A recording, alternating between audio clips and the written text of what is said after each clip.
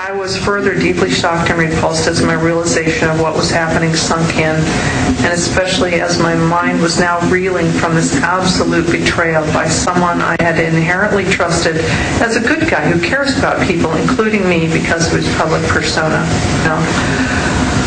When I came out, he was in his robe and he complimented me on the session.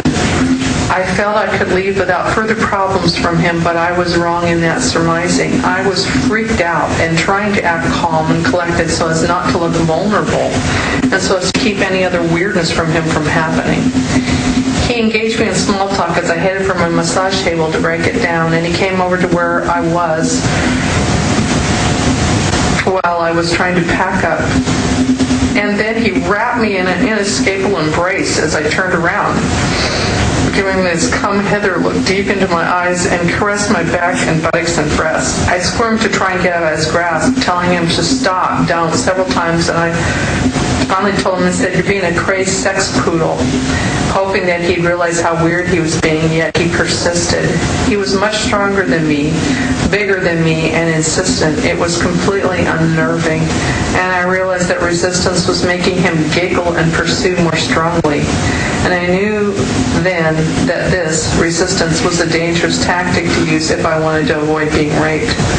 I had the fear that rape would be inevitable if I could not get out of the room, yet I could see no way to immediately leave without it also being a risk to my safety. First a separation, now a sex scandal involving former Vice President Al Gore. Portland, Oregon police have now reopened an investigation into sex allegations against him. A massage therapist claims Gore made unwanted sexual advances. CBS 2's Don Daler reports now on the investigation. Massage therapist Molly Haggerty graces the cover of the current National Enquirer, holding up a pair of her pants she says contains proof she was sexually abused. Al Gore's DNA. That may be why the Portland police have reopened an investigation they closed for lack of evidence. The former vice president was visiting Portland in October 2006 for a global warming tour. Haggerty claims she was hired to give Gore a massage in his hotel room when he began to act inappropriately.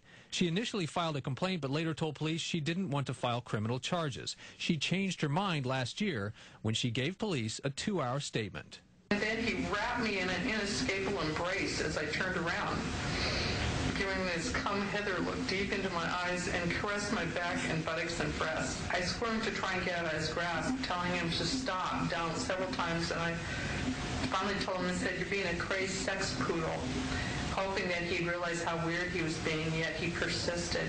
The Gore's response? Further investigation into this matter will only benefit Mr. Gore. Mr. Gore unequivocally and emphatically denied this accusation when he first learned of its existence 3 years ago. He stands by that denial. The National Enquirer isn't saying whether they paid for the story, but a friend of Haggerty says she was traumatized by the incident. You know what? She's wonderful. She doesn't lie. She doesn't make up stories. She was doing her job. That doesn't mean you take advantage of her. And she's a good-hearted person. In the Enquirer article, Molly Haggerty claims in addition to the DNA evidence, she has a witness and surveillance video from the hotel. Chris.